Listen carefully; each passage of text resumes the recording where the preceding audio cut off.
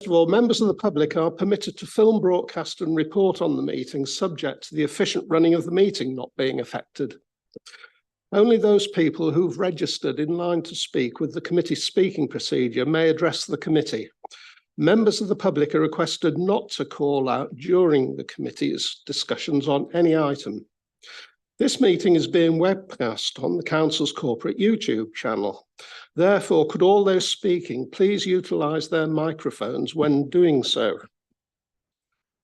There are no planned fire drills, so if the alarm does sound, evacuation instructions will be given by Democratic Services. Please ensure that any devices are switched off or into silent mode. So without further ado, item 1, apologies for absence and appointment of substitute members. Do we have any? Yes, thank you, Chair. We've received apologies from Councillor Alison Eastwood, and Councillor Eastwood is substituted by Councillor Kevin Parker. And just to advise members that our legal officer, Catherine Hall, is appearing remotely and she can see and hear our proceedings. Thank you, Chair. Thank you very much. Welcome, Councillor Parker. Declarations of interest. Do members have any interest to declare? No?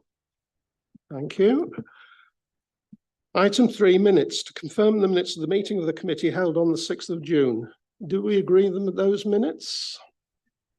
Thank you very much. We've done the chair's announcements. Proposed pre-committee site visits. Are there any?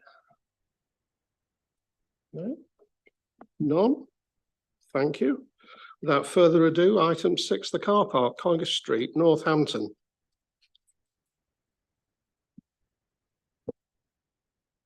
Thank you, Chair.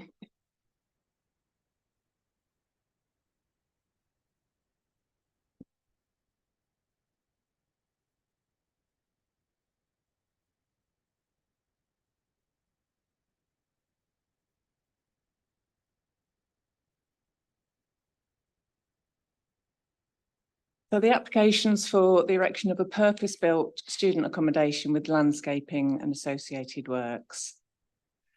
This is the site location plan, and you can see the site outlined in red. Is it not moving on the No, we can't screen? see it yet. Right.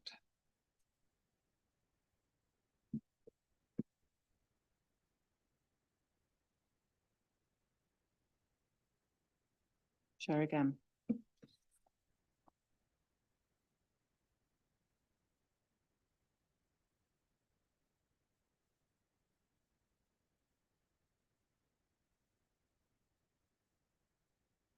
Seem to be some gremlins in the system. Coming up. Bear with me, I'll just try it this way, but I think it's when I do slideshow, so bear with me a minute. I'll have to do it that way, I think, I'm afraid. Okay. Oh. All right. So this is an aerial view of the site. This is the application site you can see here. It's formerly used as a car park and currently used as a site compound associated with development of student accommodation at the former Debenham site to the east. Bear with me, I'll just try and get, I don't think I can get a point, but hopefully people can see my cursor moving just about. College Street is runs along the east of the site. You've got Northampton Market Square, which is just off of this slide, further to the east, and the drapery, which adjoins the Market Square, just off the slide again to the east. The College Street, the boundary to the east, forms the boundary of All Saints Conservation Area. You have a Grade 2 listed church to the south of the site. That's the New Testament Church of God. St Catherine's Gardens to the west of the site. To the immediate north of the site, this is the Boston Clipper Public House. And you can just about make out there, that's the Mercure Hotel and Northampton bus interchange there. It's just another aerial view, more three-dimensional. This hopefully you can see in a bit more detail the layout of the Boston Clipper. There's an external pub garden to the side of the property there. And then there's a residential flat and roof terrace on the first floor there. Just while we have this, it's just to make note of the windows acknowledged further on when we come to look at the plans that there will be some impact on the windows of that property, but from the boundary to those windows there is 16 metres, and that's referenced in the officer's report. Just another view. This is this time clearer view towards the church and application site in the foreground there.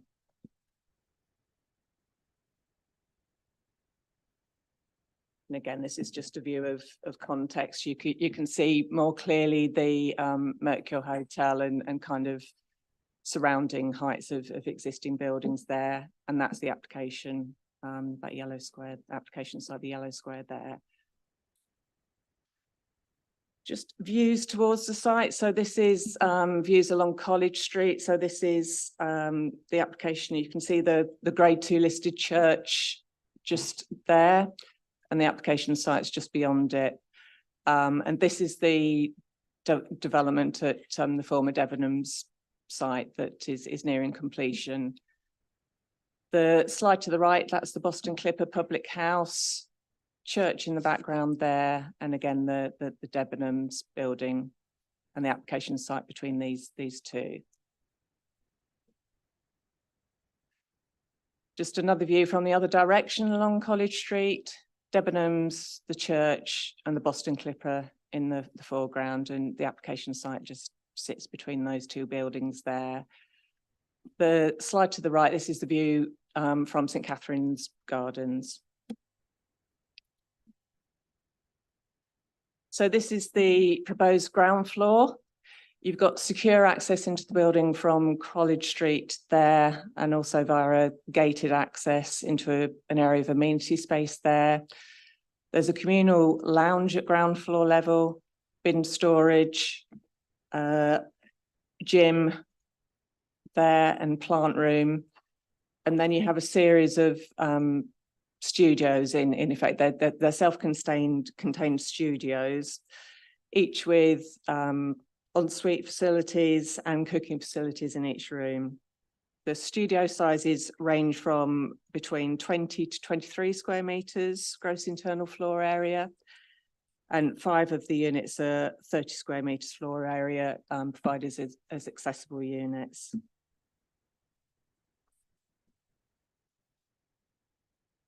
That's just a more detailed view of the studio layouts, all with windows and outlook to each studio. I'll just quickly go through the upper floors, but effectively they're similar layouts. This is the first floor, which does include, there's a bit of a division between the built form there to include a terrace area at first floor level. And second floor, third floor, and then fourth floor, again with a little bit of a terrace area there. So this shows the north elevation of the building. It's a blank facade. This is the elevation that would face directly onto the Boston Clipper Public House.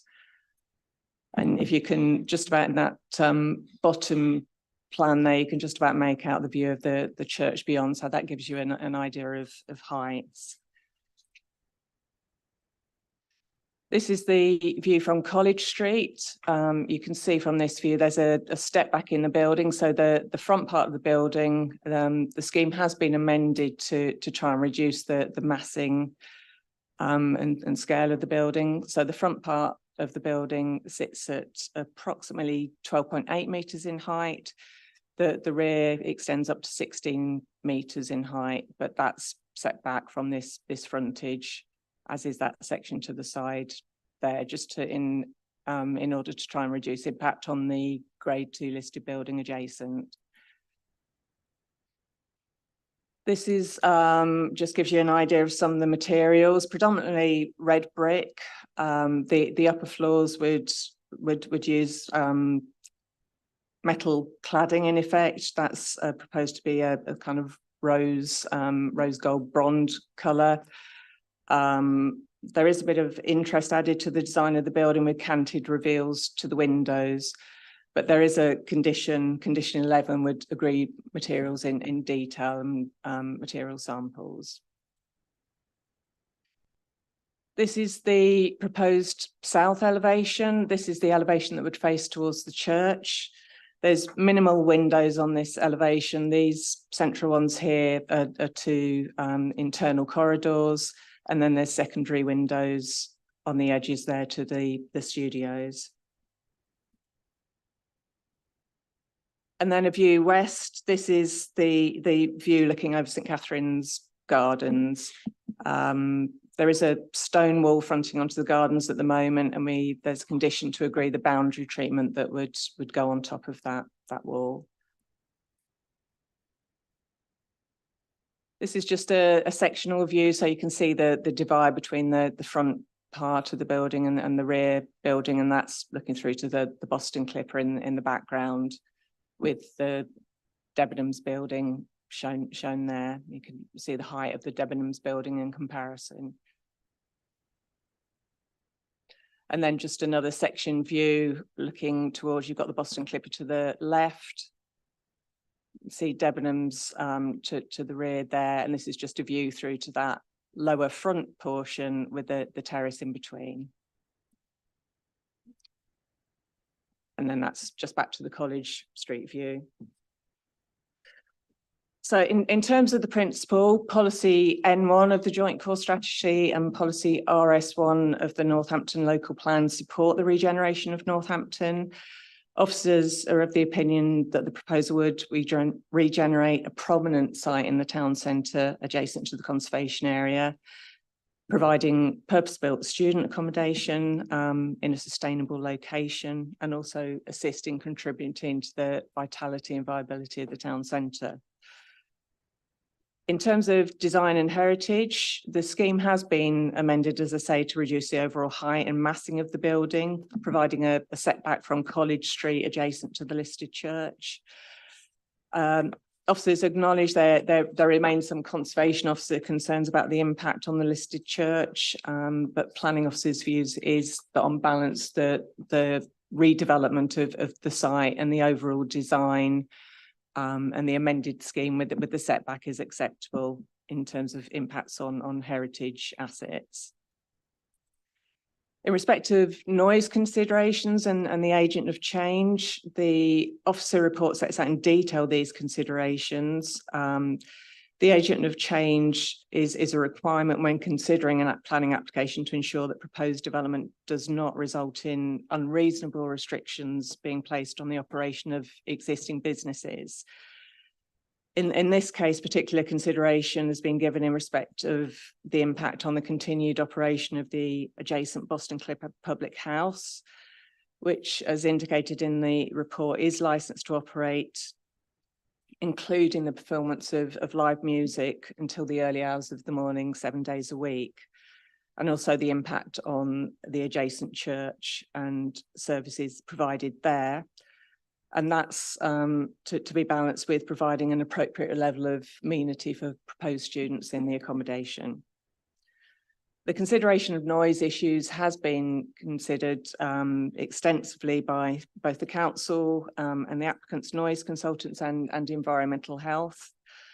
Officers are satisfied that the pre-commencement and pre-occupation conditions in respect of noise mitigation measures and the mechanical ventilation are sufficient to ensure an appropriate level of mitigation is achieved, and that there would be no adverse impact on the continued operation of surrounding businesses, and also that it would provide an appropriate standard of amenity for the proposed student occupiers.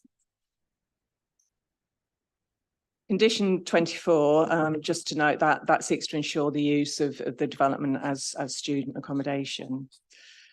In respect of other matters, conditions are proposed in respect of a construction management plan. Just to add, I do suggest on review an amendment to that condition. It is quite a tight site, so to add a bullet point in that condition to agreement of details of site accommodation and amenities and site storage to be agreed as part of that condition as well. In addition, Is that condition 24? that's condition, let me reference. That's the construction management plan condition, which is. That's condition 3, Chair. Condition 3, Yeah. thank you. So in respect of other matters, there's also conditions proposed in respect of details of site security, boundary treatment details, drainage, contamination, site management for the student accommodation and waste management. A Section 106 agreement is also proposed to secure construction training in the development of the site. So subject to the conditions I set out in the report and the addendum, and as advised in respect to the amendment just now, officer opinion is that the proposed development is acceptable and accords with policy requirements. So recommendation is therefore for approval in principle, subject to the completion of a Section 106 agreement and conditions as set out in the report, with delegated authority to amend those conditions as necessary to the Assistant Director of Planning. Thank you, Chair. Thank you very much. And we have an objector, Mr. Daniel Edwards, who is a local business owner, to speak to us. If you'd come forward, please, to the public speaking position in front of me.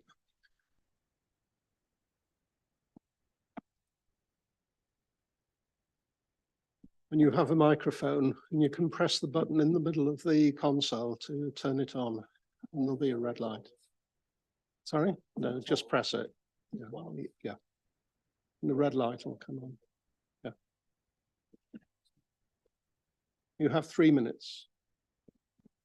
My name is Daniel Edwards, proprietor of the Boston Clipper nightclub, which is the last remaining entertainment venue in Northampton that caters specifically for the LGBTQ+ community.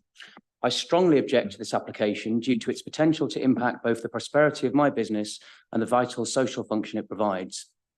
The application site is just 1 metre from the Boston. Planning policy provides clear guidance regarding the need for residential development proposals to ensure a good standard of amenity for future occupants, whilst ensuring that noise-sensitive development does not prejudice existing noisy businesses.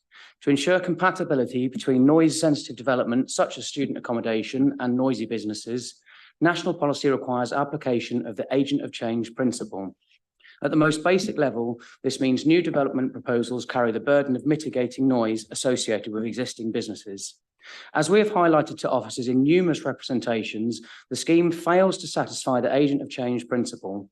Perhaps the most critical aspect of the proposed development is how it will mitigate the impact of sources of noise from the Boston. Whilst a noise mitigation strategy has been presented, the officer's report freely admits that the details and efficacy of the strategy are not fully understood. The report suggests that asking for further detail of the strategy would be unreasonable.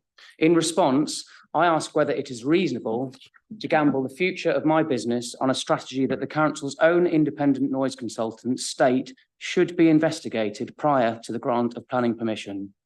Officers' handling of this case poses a very real threat of successful judicial review.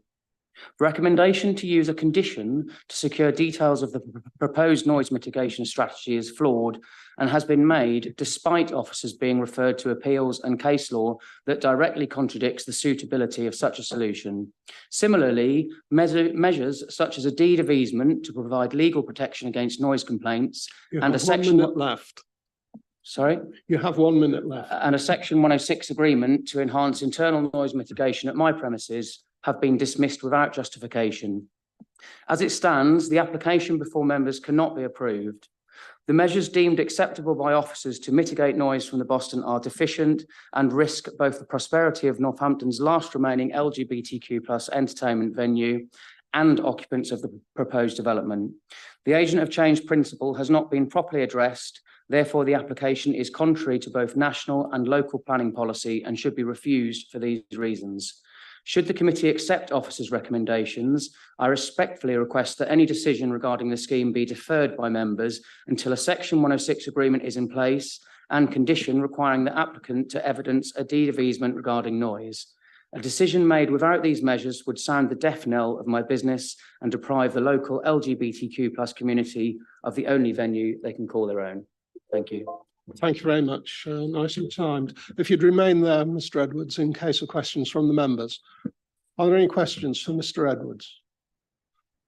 Councillor Barter. Yes, I appreciate the Mercure Hotel is further away from your premises than the proposed development, but the proposed development has a blank wall facing your premises, whereas the Mercure Hotel has windows, which I would have thought would make it more sensitive. Have you ever had any complaints or issues from the Mercure Hotel or anyone staying there? Yes. You have. Tell us a bit more in that case. Yes, over the years, that has been an issue, and we have worked closely with the hotel. But the music from our sound system is audible in the rooms of the hotel. Thank you. Any further questions? Councillor Bagot-Worth. Thank you. Could I pose the same question for the church, please? Which is quite adjacent. Oh, any complaints from the church? Yes. Oh, no, none whatsoever, no. Thank you. Councillor Parker. Thank you, Chair.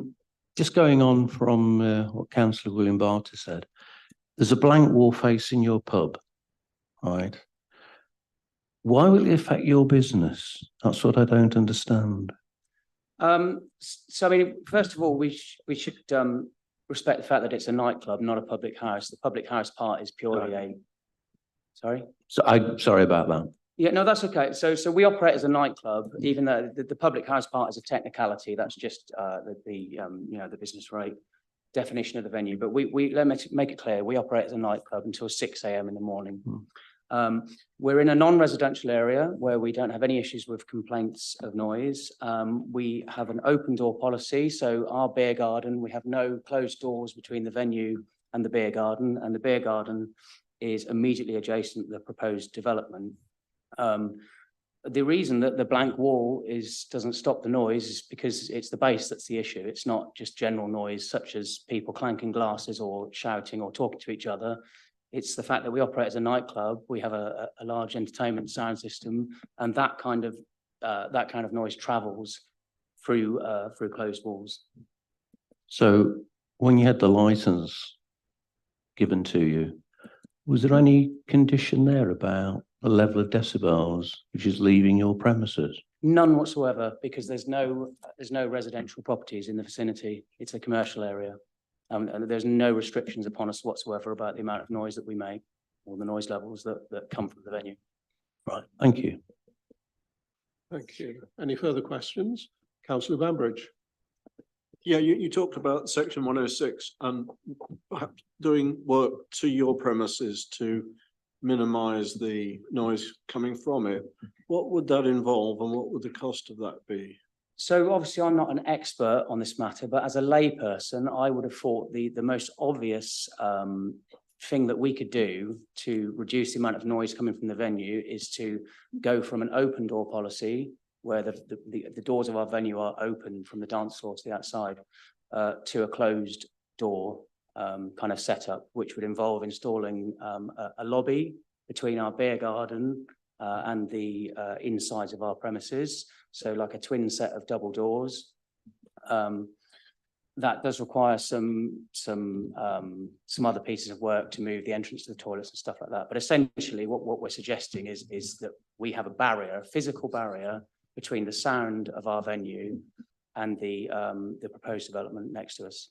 And I believe surely your license has a decibel limit for music inside the premises for protection of the, no? No, we have no restrictions whatsoever regarding the amount of noise that we produce inside or outside the venue. And I've been running the venue for 18 years now, since December 2006.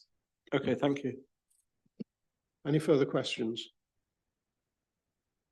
Councillor Sharps. Yes, you mentioned various sort of attempts to discuss this matter. can you sort of give me any more content on whether or not you managed to discuss your suggestion as you just sort of suggested it to Councillor Parker and Councillor Banbridge about the partition wall and the separation? Was that put forward at any point? We've discussed that with the developers directly. They did approach us a short while ago, asking us to withdraw our objection in exchange for a deed of easement. And we did have that conversation a while back. Aside from that, the council hasn't engaged with us at all on any of the matters that we brought up. We've only been able to present them and provide examples of cases, similar cases. But at no point has the council actually entered negotiations with us or talked about our side of the story, sadly. Have they visited your site when it's been open as well as closed? As far as I'm aware, the council haven't visited our site, full stop. I'm not aware of any visits from the council to our site Okay, in relation to this but matter. they are aware of just how special you are in relation to you being the one and only open club of your kind in Northampton, I would hope. You'd like to think so, but that doesn't seem to be the case. No, they seem to be Okay, ignoring that. thank you.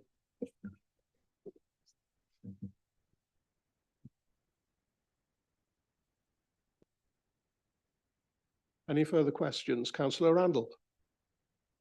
Yeah, just for the officers, really. Is that a normal Well, case it's not question- to? it's questions to the speaker at the moment. We can ask Okay. the officers questions after. Councillor Barter again? Yeah, just to follow up to what I asked previously, your suggested solution is a partition. Given what you've said about the bass sounds, the thud, thud, thud, being audible through the wall, I just wonder if the partition would have any effect. Yeah, so I mean, obviously I'm not an acoustic expert. I can only go by what's been recommended to us. But certainly closing doors, each time you insert a barrier, a physical barrier, you're going to make a reduction in sound. I can only present that as a layperson, but it's pretty common knowledge kind of thing, I would suggest. And that for us is the most obvious. It's the most obvious thing that we can think that would make a big difference to the amount of sound levels coming from the premises. Yes, I'd just be a bit surprised if that made a difference, whereas a brick wall doesn't, but I'm not an acoustic engineer either. I'm a redundant station master, so there we are. Well. So certainly building another wall would be a great idea. We would welcome that. It's a great suggestion. Are there any further questions? Councillor Parker again. Yeah, sorry, I perhaps didn't, first time around, I didn't get it right. You mentioned that it would affect the business if it was this application was approved, but you've got no conditions on the noise levels leaving your building. Why will it affect your business? Because the residents of this property would have every right to make complaints about the noise coming from our business without the protections that we seek in place. So that's what you're worried about? What, the protection of my business? Am I worried about that? No, you're worried about people putting complaints in about the noise levels. Yes, But your absolutely. license states very clearly, I believe that's what you're telling me, that doesn't, there's no conditions in your license. Correct. So without a deed of easement, residents of the proposed development would have every right to make noise complaints against us, even though we're fully licensed to produce noise with no restrictions to, within our licensing hours. They would have the full power to do that, and environmental health would have, would be able to regard those, and essentially it would risk our license. So that's why it would risk the operation of the venue. Right, So it's not the physical building being there or the students. That's not a risk to us. In fact, to the contrary, it might even be good for us to have students in the vicinity. That's, we're not concerned about that. No. We're concerned about our license and protecting my business. Thank you. Thank you, Chair. Any further questions from members? No, thank you very much. Now we have, if you'd return to your seat, please. Thank you. And now we have Richard Howell and Andrew Wilkes on behalf of the applicant to speak to us. If you'd both come forward, please.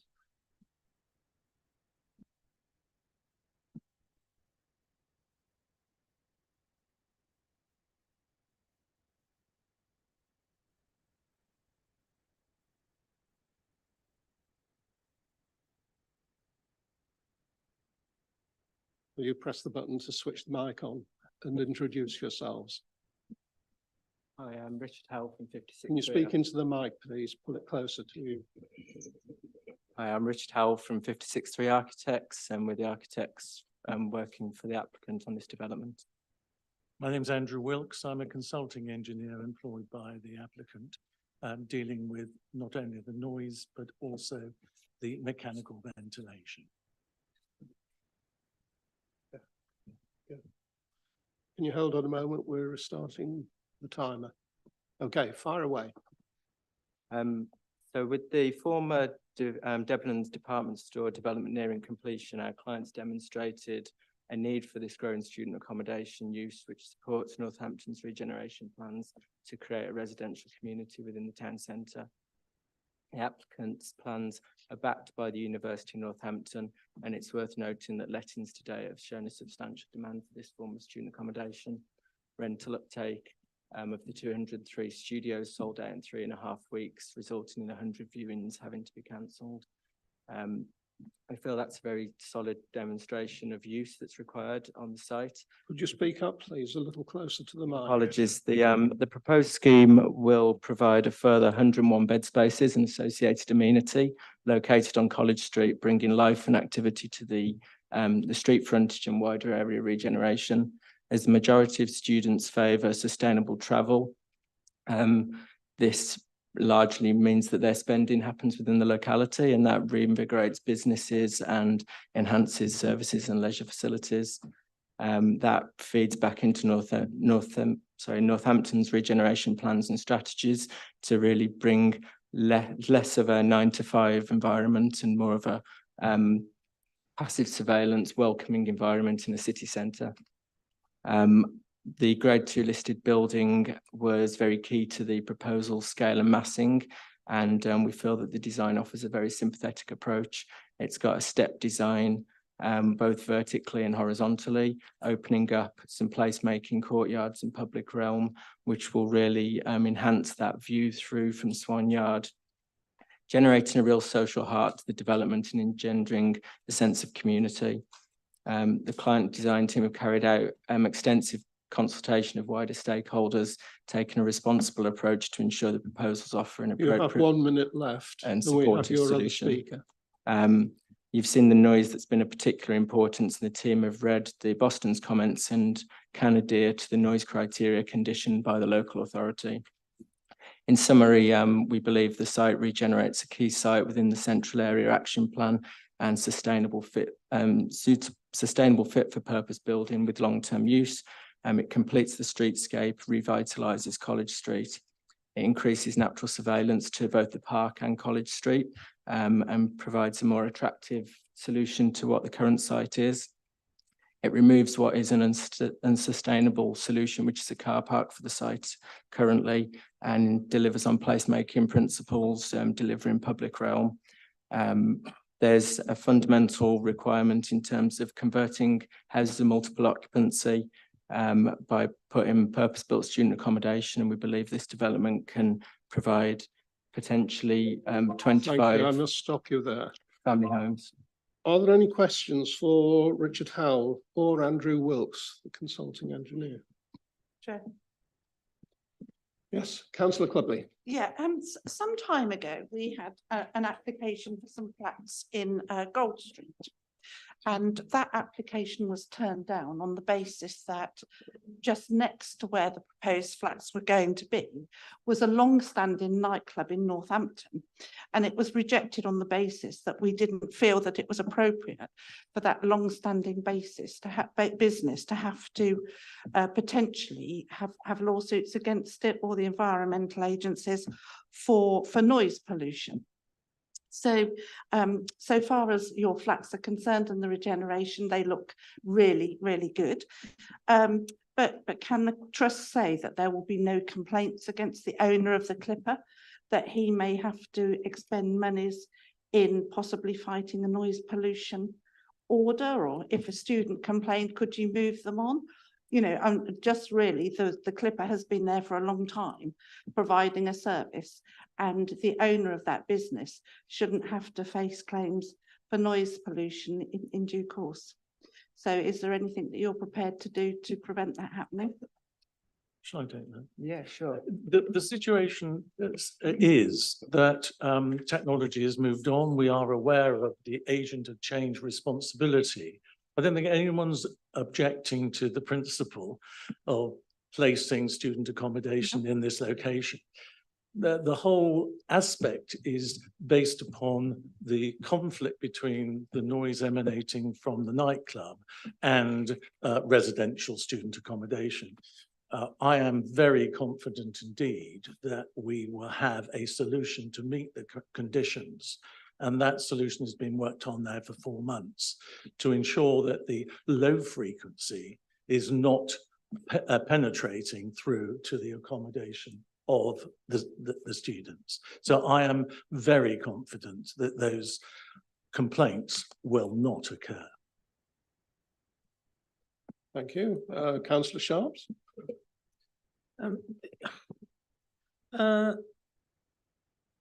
Show me where and how you're confident that that noise will not cause a problem for a long-standing business, please. Okay. The first part of that relates to the massing of the wall that faces the nightclub. That wall has a density which absorbs the 63 hertz, which is the very low frequency that's emanating from the nightclub. We've got the modeling of the noise profile of the nightclub, and we know exactly how that noise will perform with the wall. And the wall will act as a boundary for the penetration of noise through that wall. So there is absolutely no doubt from a technical and scientific point of view that that can be proven. The second part is that you can get what is called flanking noise, and that penetrates around the side of the building. And that flanking noise could penetrate through the windows. And we have carried out significant modeling of those windows and working with the window supplier to ensure that the performance of the low frequencies and hence the high frequencies do not come through into the building. And if metaphorically I'm on my feet, can I just say one other thing? And that is that there's an awful lot of discussion predicated on the idea that the building services ventilation noise can mask the low frequencies. And I'm here to say quite categorically that no amount of building services noise can mask the low frequencies that are being experienced in this location. That the key issue, therefore, is that the building fabric has to carry out its role as a barrier to that noise, and that is the focus of our attention, and we feel very confident we can meet the conditions that are being placed upon us. So that's an absolute. Absolute. An absolute, there will be no noise complaints. Well, can I qualify that? I can qualify it by saying there is an ability for noise complaints to occur already in the locale, and noise complaints have already been made against the nightclub, which have been rebuffed. So I don't see that our additional building, with all the care and consideration that we're taking to meet the conditions put upon us, and that we, as an agent of change, welcome, because it's our responsibility to stop the noise coming into our building. We are very confident there will be no complaints from our building. Okay, if I can, again, your building will be directly opposite. So those buildings that are not directly opposite and already have made complaints are further away, will not have the amount of people in them with, I did like the comment that was used, the passive surveillance. Passive surveillance, for those that are not aware, moving eyes on streets, moving in and out of the building. So that again, in its own way, creates noise in itself. That's quite normal on any street. That does happen in any street. It'll also happen, you know, it's a two-way street when you have people moving in and out of buildings. But is that a question? No, I'm just saying what passive movement is, just because it's clarity for other councillors. But I don't think. Can I help that conversation? No, because I'm just going to speak for the moment.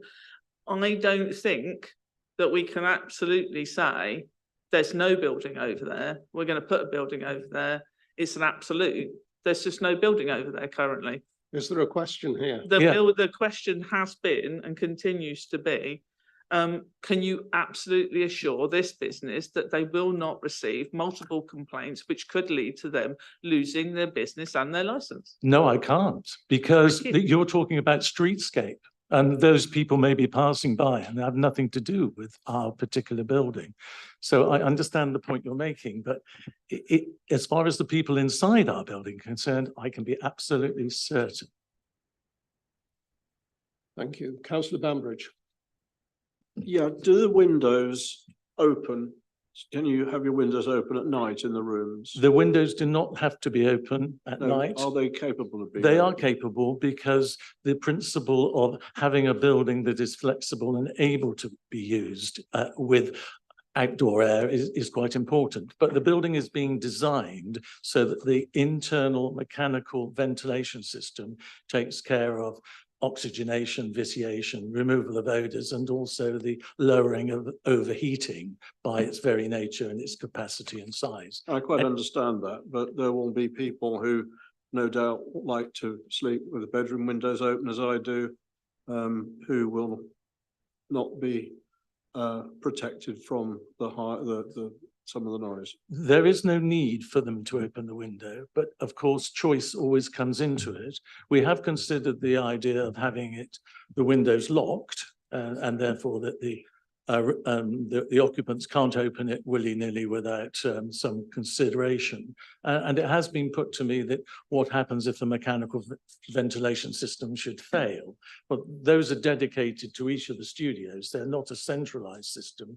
They are decentralized to each of the units. So in the event of the ventilation system in that room failing, that would be due to two things. One, a failure of the equipment, and the other one being a loss of power, either locally or on the network outside. And then under those temporary and emergency circumstances, if a repair can't be facilitated, opening a window may be the most prudent. I understand that. I just wanted to know whether people could sleep with the windows open. They can, and there is a That's choice. answered my Thank question. you. Thank you. Thank you. Councillor Bagot-Webb. Thank you, Chair. It's really an extension of what Councillor Bambridge has been saying. We've talked about the barrier with the wall, but we've also heard from the business that the doors are open onto the garden all night long as well. So the noise will be out in the garden coming back towards the windows. So are they special windows? Let's assume they're closed. Are they special windows that will prevent noise penetrating out across the garden? The answer is yes. The qualification of the yes is that we've designed the windows in conjunction with the suppliers of the windows, the manufacturers, to ensure that the low frequencies and hence the noise profile that's emanating from the nightclub will be absorbed in the locations those windows are positioned. Thank you. Councillor Barrett. Thank you. There is a question in this. Fully clear on N1 supporting the regeneration of Northampton. RS1 local plan aims to support proposals which contribute positively to retail leisure. I'm really clear on that. What I'm not clear on, and Mr. Edwards spoke earlier in terms of the easement discussions about him withdrawing and Section 106 and him withdrawing his objection. The question to you two is, why did those discussions break down? And can you inform the committee about what was discussed and why did they break down? I don't think the discussions actually broke down. I think that there was an opportunity for us to visit and look at the nightclub and look at the pros and cons of actually stopping the noise emanating from the outside. Now, the fabric of the building is difficult to cope with under those circumstances. And we've talked about these very low frequencies not being able to be stopped by a very large wall on our building. It's very difficult with the building that the nightclub is contained within to actually stop those frequencies. And that's why we have then concentrated on the. Yeah, just to follow up on that, we're acutely aware we've got to protect obviously amenity and, you know, as Councillor Clubley talked about, you know, historic businesses, we've got to be mindful that we're making, you know, concerted decisions there.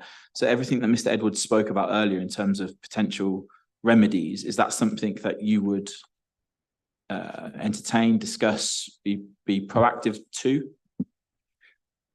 My client is a good neighbour, and my client wishes to avoid the likelihood of a complaint from the occupants of the building because of the noise from an existing source. So from that point of view, we've looked at the ways in which we could stop the noise coming out. There are complications such as disabled persons access and all sorts of other things that fall into that analysis. And we've taken quite serious consideration of that. But we've come to the conclusion that by us stopping the noise coming into our building is the most beneficial and permanent way that that can be done.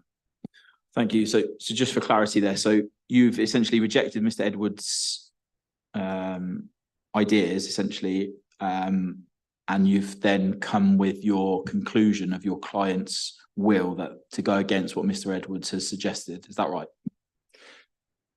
We have analysed the solution using the nightclub as to stop the noise coming out, but we have preferred to stop the noise coming into our building because we think it's more effective, efficient and permanent. From a wraparound perspective though, with the fact that this happened 4 months ago, I think Mr. Edwards said 4 months is a long time to talk.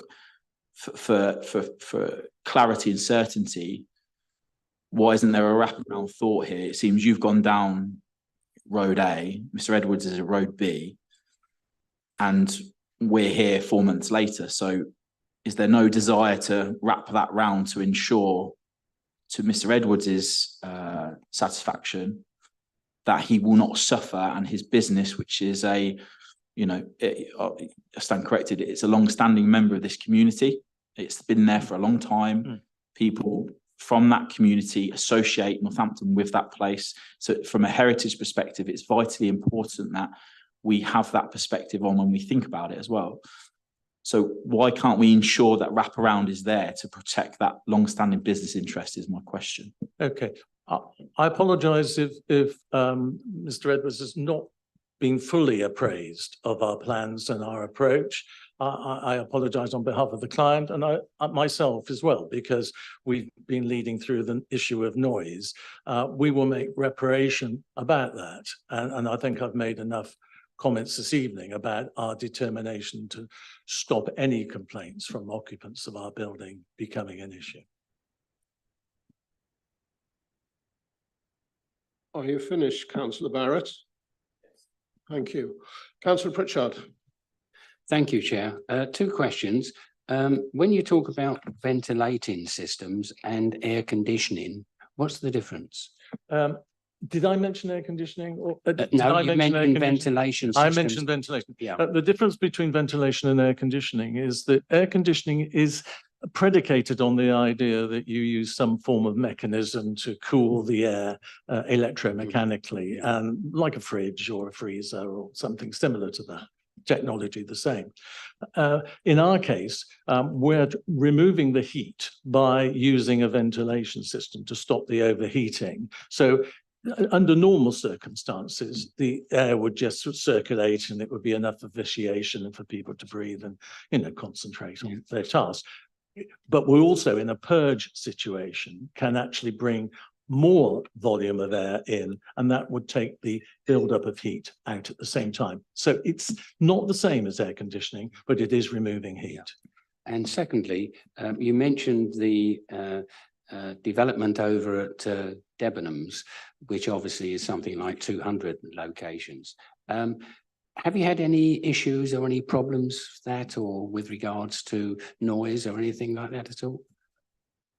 I don't wish to be flippant, but probably any of the builders to themselves, because we're still under the process of constructing that building. But you haven't had any issues with regards to, you know, potentially from the, you know, from the client with regards, or not the client, but also the owner of the nightclub?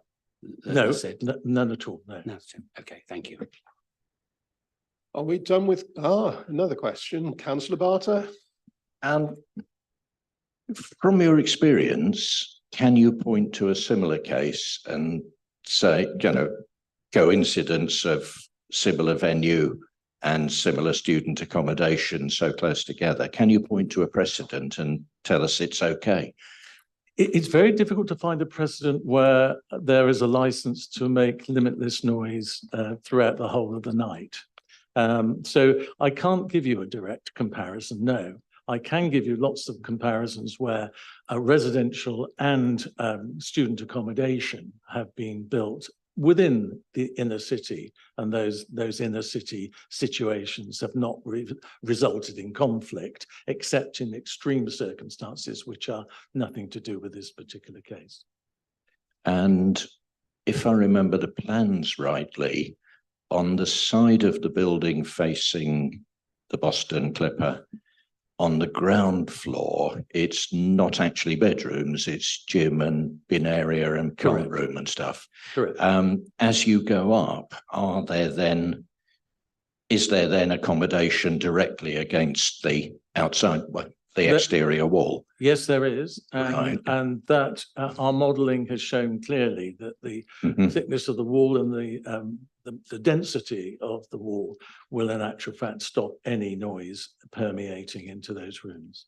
Right. So had you thought of making that the corridor side of the building, so to speak?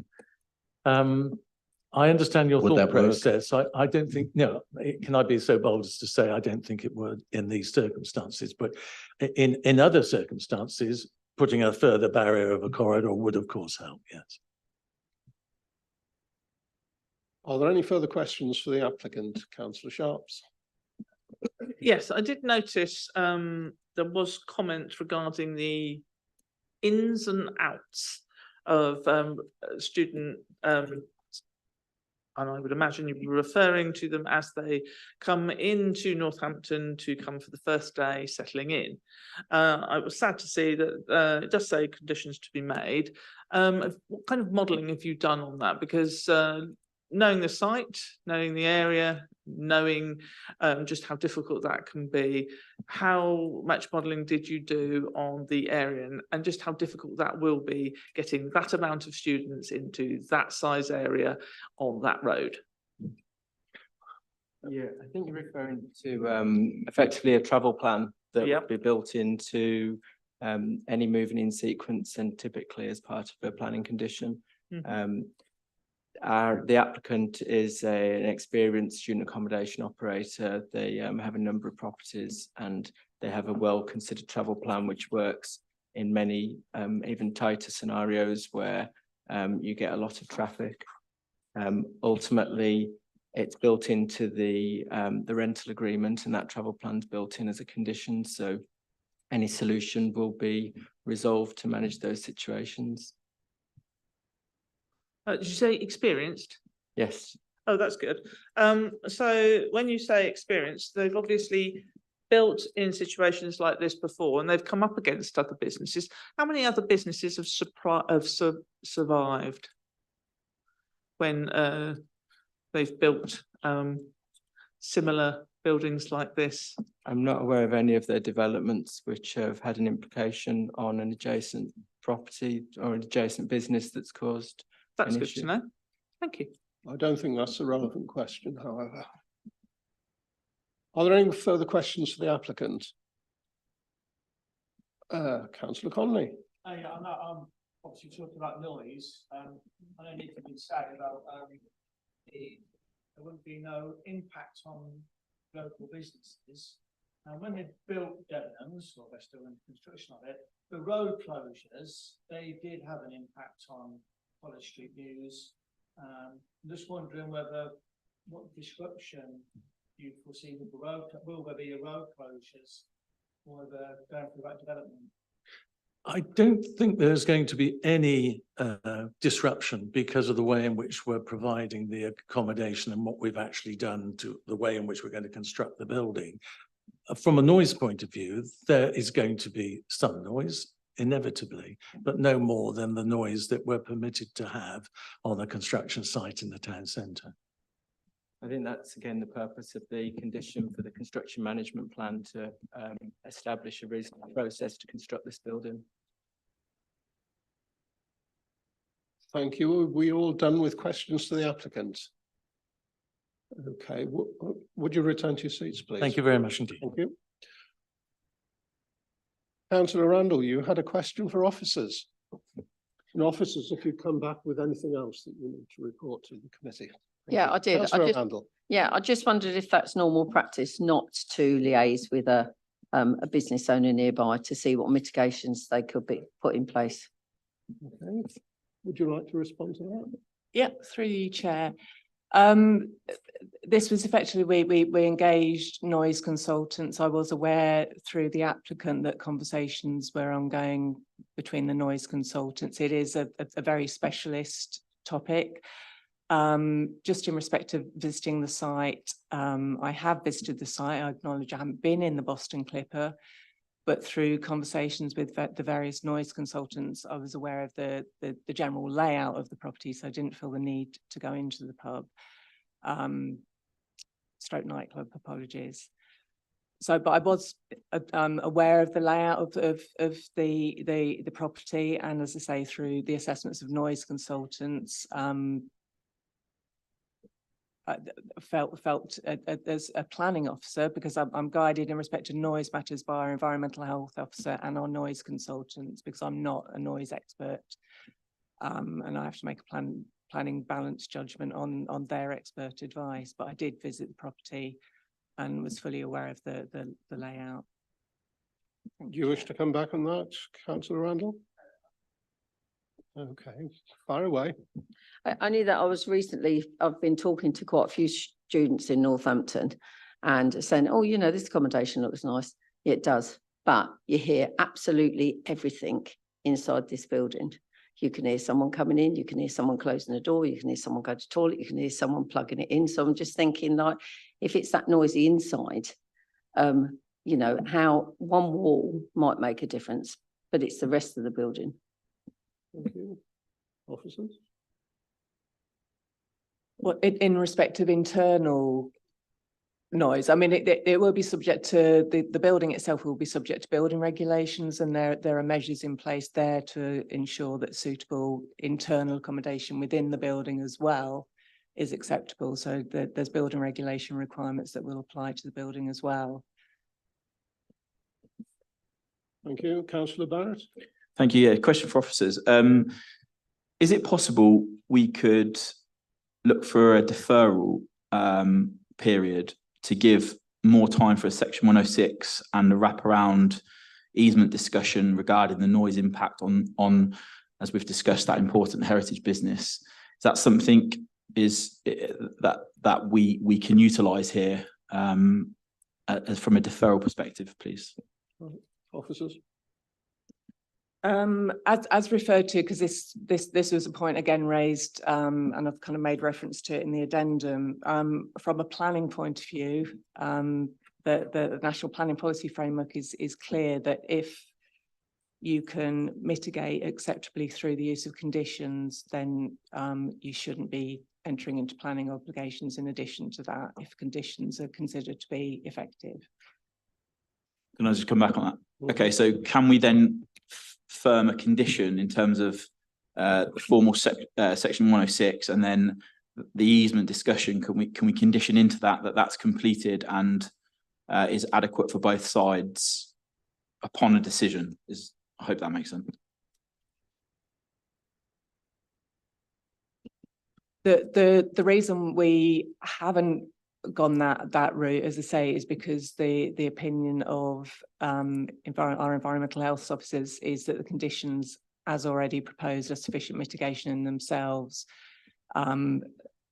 So in our opinion, it wouldn't be necessary, and it would be unreasonable to add any additional mitigation. Councillor Barrett? Okay, yeah, I appreciate that. I appreciate that's the officer's view, but if that's the will of the committee, then that's something reasonably we can do, is what I'm hearing there. So just wanted clarity on that. Thank you. Mr. Ellis, do you want to come in on that? Okay, Chair, we were just having a think. There is one possible third way.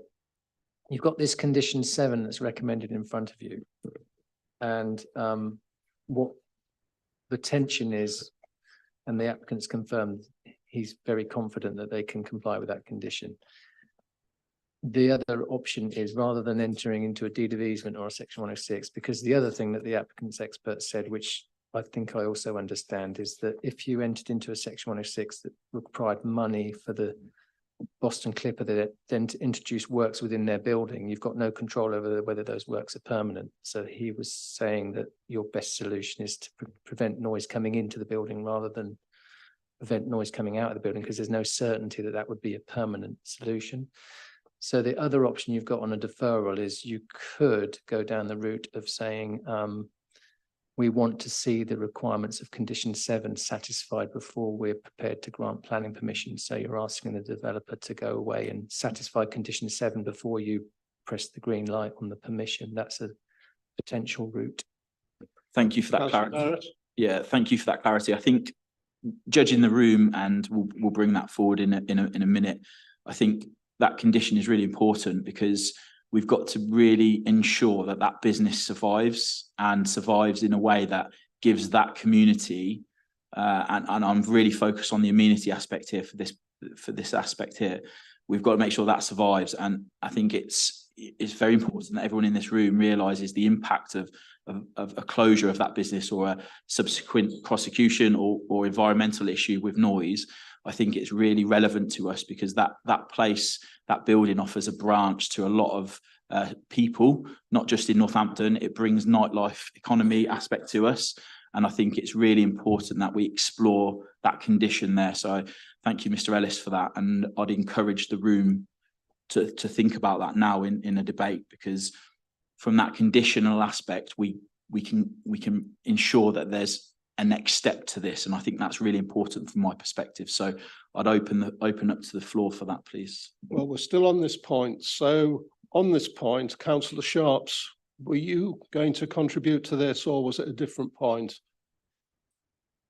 Yeah, it's clear to me from reading this and what we've heard that the decision of the business has been to take the position to protect itself in its material mitigation, and not to look at the implication of the environmental issues that the business may actually inherit from building this particular set of student accommodation. Now, I'm not saying I want one over the other, because clearly student accommodation is a wonderful thing. I agree with Councillor Barrett that we do need to make sure that we provide some way that we can make sure that we have the right thing for both. So I am very much in the same situation as Councillor Barrett, that it's the right balance between, which is clearly two very positive things for the town centre. And I think this is going to be something that we continue to see as the town centre continues to grow and change. So I would very much like to know if there is any other conditions that would equally be suggestible from Mr. Ellis. Mr. Ellis? Through Chair again, I think condition 7 is robust and provides the level of information that's needed for the officers to determine whether or not the noise climate is completely satisfactory, which is what the applicant thinks it's going to be. But I think the tension here is it may be advantageous to the committee who are concerned about it to have all of that up front before you grant planning permission. I wouldn't suggest any other conditions, and I agree with the applicant's suggestion on the section 106. That's not a permanent solution, and the deed of easement is also risky because you're taking away the rights of people to make complaints under Environmental Protection Act in that sense, aren't you? So I have not suggested. Yeah. I can't think of anything else other than condition 7, but I think the only other option you've got, if you're minded to go with you think it's a positive that development would happen. If you want that more reassurance, I think it's defer to enable condition 7 to be satisfied before you grant the permission. So you're actually effectively asking them to do that in advance of your decision. Okay. Councillor. Thank you. Councillor Barrett? No, it's just I've got nothing else to say on that. I think from my perspective, I would like the deferment with Mr. Ellis's expression there in terms of point 7.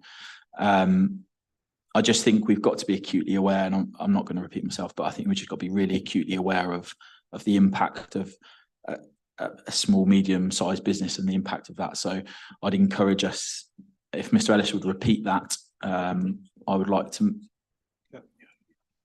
Councillor Bagot-Webb and then Councillor Parker. Thank you, Chair. It is on this point, isn't it? It is on this point. Yes. I mean, the whole idea of the student accommodation is great. The bit I'm concerned about is the risk. And I'm baffled about how we can end up in a situation where you can have a business that's doing something without conditions that then can become at risk because somebody else wants to put another building up. So basically, if you want to get something shut down, put another building up because that risk exists. And I can take it to its real limit that you could build a motorway across a field and then years later want to build a housing estate right next to it. And then the residents complain about the noise of the motorway.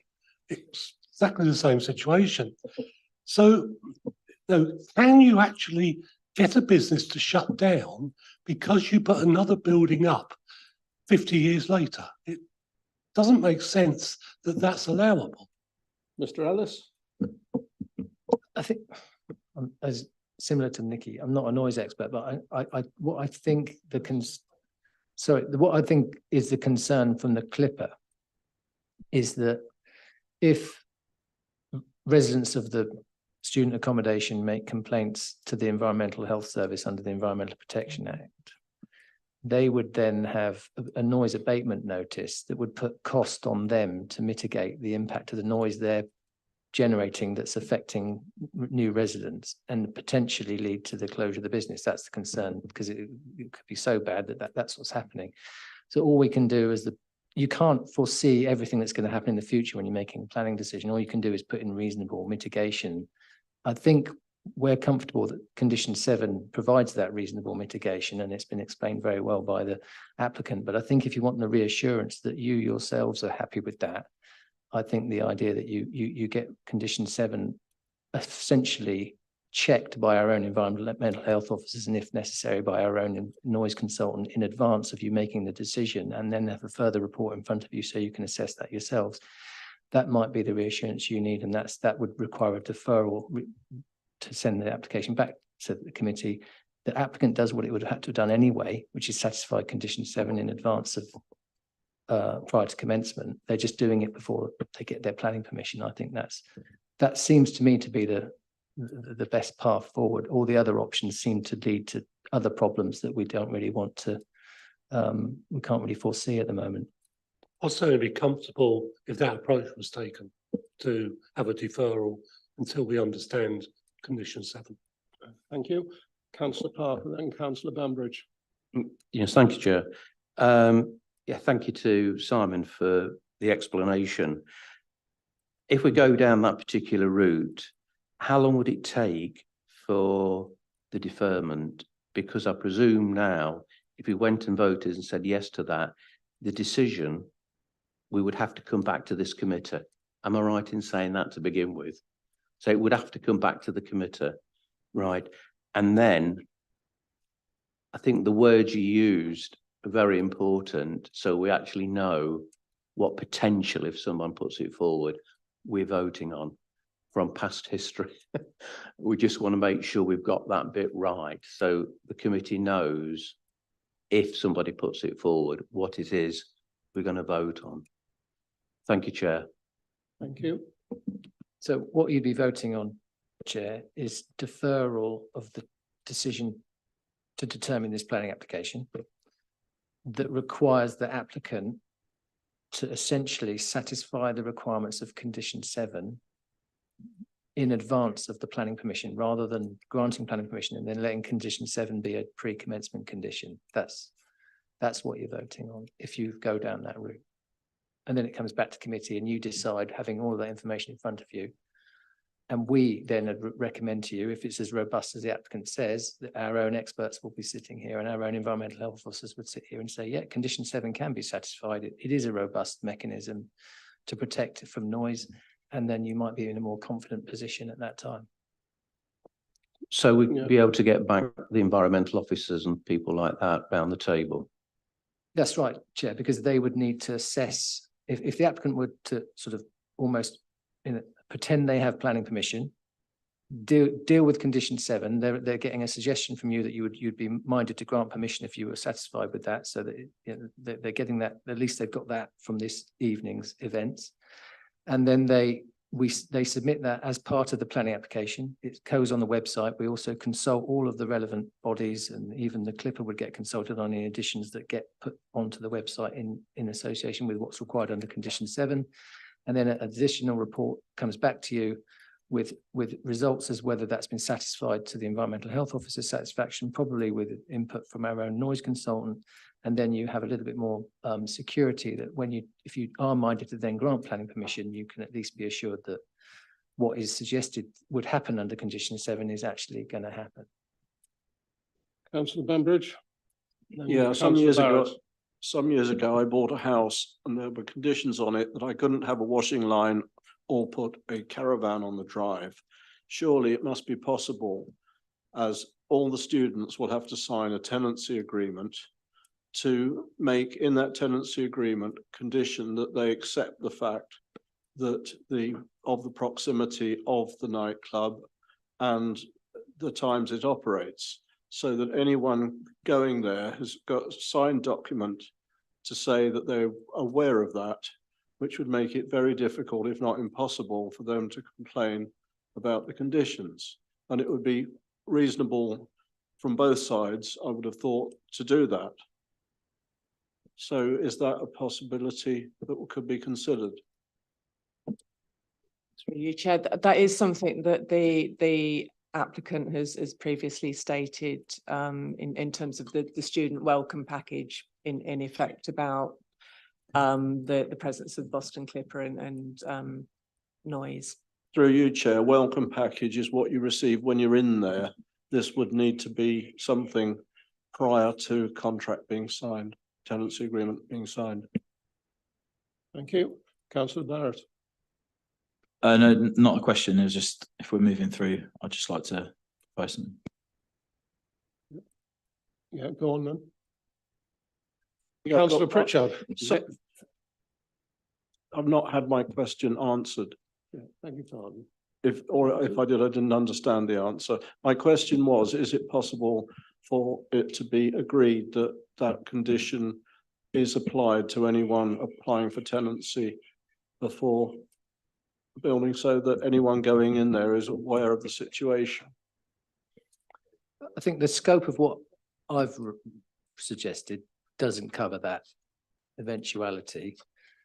And that's moving into the territory of the deed of easement, which is the idea that future tenants kind of sign an agreement that they wouldn't complain about noise if they couldn't I'm not, sleep. sorry, I'm not suggesting they sign an agreement to say they wouldn't agree to the noise, but they're just made aware of the situation. Oh, I see, made aware of the hours of operation. Oh, I That- yeah, see. Yeah, you yeah, I know, mean, that's potential. Yeah, there could be. And that could be a condition Yeah, that every understood. student. I see, that's has to clearer. be I made thought you aware of meant it. something further than that, yeah. No. Yeah. It's pretty simple, but it's pretty basically covering because we've heard quite well how the insulation to the building and everything is done. I asked the question about the opening windows, just because it's an important issue. But I would be quite happy with if they were made to sign something to say that they accept the fact that the pub's next door. Yeah. Okay. So we have condition 18, which requires the submission of a full site management plan for students, and that lists a number of various things, including code of conduct for occupiers of the development. So we could add a bullet point to that effect on that condition. Well, is anyone ready to make a proposal on this then? Councillor Barrett? Yes, I'd like to propose that this is deferred. Sorry, Chair, could I ask the question? Oh, sorry. I beg Yeah, your pardon. with- Hold on, Councillor Barrett. Councillor Pritchard. With regards to, from a legal perspective, when you look at an application, whether in fact it's approved or not approved, can that situation of the approval or non-approval be based upon complaints that possibly could be made rather than other issues, you know? So surely when you look at planning, isn't it something that we should consider things that are in front of us rather than potential issues that could actually occur later on? Well. Mr. Ellis. I think there's always a tension between, there is separate legislation that deals with noise nuisance, but planning guidance, the NPPF, the policies still require you to consider noise in future. And then this agent should change concept is something that is tricky, but unfortunately you do have to consider it at this point, which is essentially the crux of this debate this evening, isn't it? So no, you can't sort of close your mind to what might happen in the future. You've got to consider the land use and change and permanency and all that sort of stuff. Are we ready for Councillor Barrett? Go on then. Okay, so I'd like to propose that we defer this application until Mr. Ellis has the exact wording, which I'd like you to repeat for us, until point 7, Article 7 is resolved prior to coming back. I think I would also like Councillor Burbridge's comment regarding that. Sorry, I've completely given you the wrong name. You meant Councillor Bambridge. Bambridge, sorry. You can scrap that from the minute. In terms of that document idea, I think that's a very sensible one, which was backed up by officers. So it's a deferment, and I'll refer back to Mr. Ellis for an exact phrase, and then with the inclusion of Dermot's point as well, please. So Mr. Ellis. All right. I can do that. Yeah, Mr. Woods. Thank you, Chair. Councillor Barrett, to summarise your proposal then, you are proposing that the committee defers a decision on this application in order to allow for deferral of the decision requiring the applicant to satisfy the requirements of condition 7 before planning permission can be granted. To allow environmental health to assess the robustness of the condition. This assessment would then lead to further consultation, the responses to which would be incorporated into the report when the item comes back before the committee for a decision. And you're also looking to facilitate an amendment to condition 18 to include the notice of the proximity of the property to the Boston nightclub and to have that included in the tenancy. I'll defer to officers if there's anything else that needs to be added to that. I would probably just add to make students aware of the hours of use of the Boston. Yeah. Okay. I couldn't have said it better myself. It's exactly what I was going to say. Right, I'll take that as a proposal then from Councillor Barrett. Do I have a seconder? Councillor Parker. Happy to second that motion. Thank you very much. Do you wish to speak, Councillor Sharps? Yes, I had my hand up for some considerable time to second that motion. Beg your pardon. Yeah, does anyone wish to speak? Councillor Barton. Yeah, it's a question more than a statement. That's unusual. And are we saying then that this application must come back to this committee for us to be satisfied that condition 7 has been complied with? Or are we just saying that reword condition 7, that it must be complied with before planning permission is granted, and then the rest of the officer's recommendation, which is to grant permission subject to conditions, simply applies, and it's the judgment of the officers that condition 7 has been satisfied? Thank you, Chair. So you're effectively deferring to deal with the issue of condition 7, and that will obviously go out to consultation to the relevant parties. That would be included in any report, and that's for you to decide based on the information in that report when it comes back to you. That has been satisfied. And obviously we've also got the matter of condition 18 as per the comments from the members earlier. Thank you, Chair. To come back to this committee, not just to leave it to the officers to.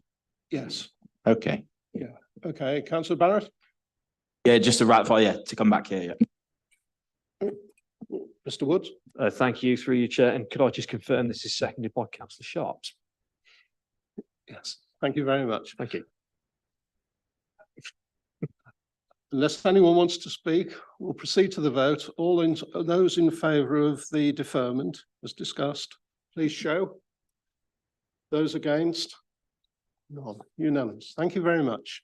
We'll have a short break for 10 minutes. Can you come back here at 22, please? Thank you very much.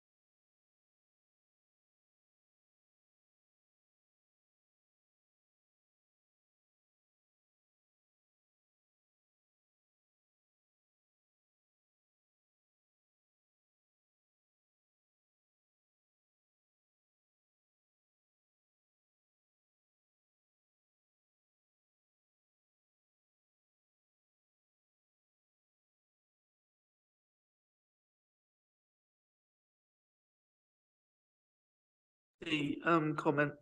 There's concerns about the capacity of Great Billing Water Recycling Centre in respect of foul water. Nobody likes foul water. It's really unpopular, especially here. Obviously, I've had a quick look through and I can see that we have the large spill at the end. Have you got any further comments that can make me feel reassured this is no longer a problem? Yeah, so as part of our due diligence as developers and throughout the course of the reserve matters application, we have to do capacity checks with the local lead flood authorities and adopting bodies, and we have done that, and there is capacity within the area. And to further kind of expand on that point, there is a pump station within this site which will help regulate the flows of the foul surface water. Any further questions for our speaker? No, thank you very much. Thank If you'd you. return to your seat. Any questions for officers? Councillor Bambridge, Councillor Connolly. Yeah, and I know the requirement for the social housing is 35%. I thought it was 40, or is Northampton different? Through you, Chair, yeah, Northampton is 35%, it is different. Yeah, Councillor Connolly. Okay, thanks. I'm Ryan. So I've been doing this a little while, but there's still so much to learn. Was there a section 278 agreement signed with this project?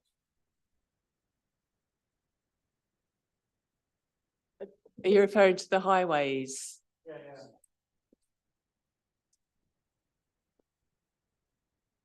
I'm not aware at the moment. I mean, can I defer to the developer because I don't know what stage that is at. Excuse me, would you like to come back to answer this point?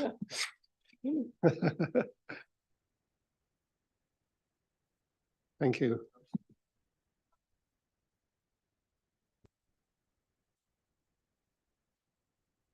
Yeah. Right, shall we listen to our speaker? So the access was approved at outline stage. So then once we have full reserve matter, so a full planning permission, we can then enter into a 278 agreement with the local highways authority. So we're already having the informal discussions with them, but they can't formally start until we have a true full planning application. So once we have a reserve matters approval, then we can enter into the 278. So just for clarity, and I'm assuming this is a concern for you about adopted and unadopted roads, we're looking at all roads apart from the private shared drives to be fully adopted. So I'm sure the case officer can point out on the plans, but if not, I don't mind doing it. Have officers anything to add on that? No, okay. Yes, thank you. Councillor Baggott-Webb. Just come back on that. 278 applies to existing highways being modified. Doesn't apply to the houses on the new development. So are there any schemes within this for 278s to ease congestion on roads around the new development? Officers? So highways haven't requested any off-site highways mitigation in this circumstance. So the And nothing 278. and nothing from national Yeah. highways either. So the 278 will only apply to the connections of the new roads onto the existing roads. That's correct. Yeah. Any further points to raise? Okay, we have a recommendation before us. I need a proposer and seconder to vote on it. Councillor Pritchard? Could I propose that we accept the officer's recommendation with regards to the application, with regards to conditions and also obviously extra air? Thank you very much. Councillor Barrett, are you seconding? Yeah, happy to second that. Does anyone else wish to speak? No? All those in favour of the recommendation, please show. Thank you very much. We are unanimous again. Thank you all very much for coming and have a safe journey home. I close the meeting at 2 minutes to 8. Yeah, that's good.